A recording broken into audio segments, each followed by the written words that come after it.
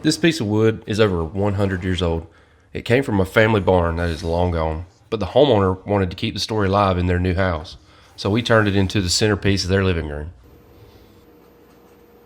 The homeowner brought me this piece of wood thinking it was ready to be made into a mantle just like it was. But you know what? It just wasn't big enough. So I decided to glue two of them together. When you first see beams like this, they're rough. Splits, cracks, nail holes, and decades of weather. But that's exactly what makes this barn wood different. The trick to these is cleaning them up and making them look great without erasing the history and the character.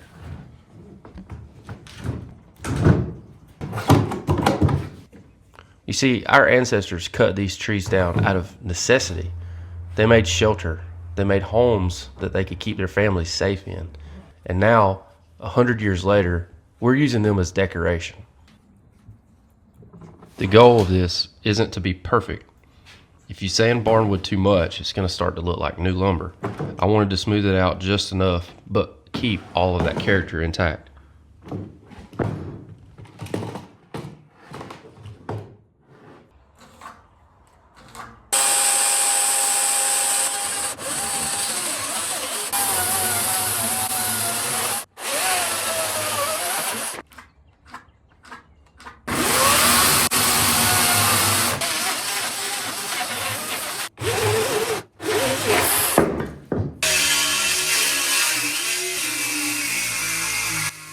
I hollow out a section in the back of the log to reduce weight, but also give a place for me to hang it.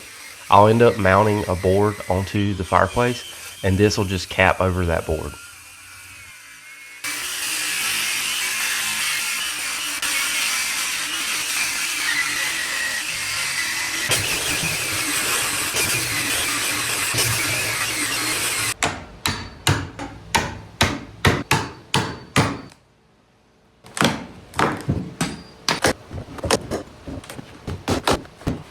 Due to decades of weathering, there's a thick gray oxidized material on the outside of wood like this.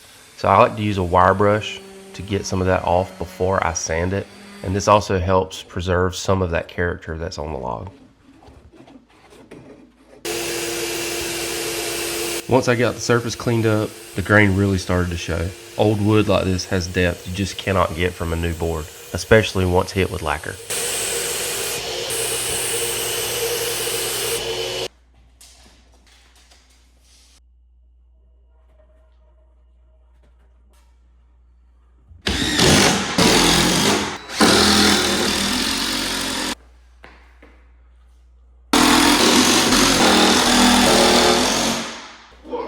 I definitely shouldn't have done this by myself. This thing was ungodly heavy.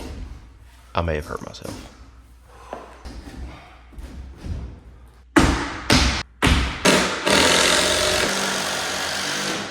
Once I got the piece in place, the entire room changed.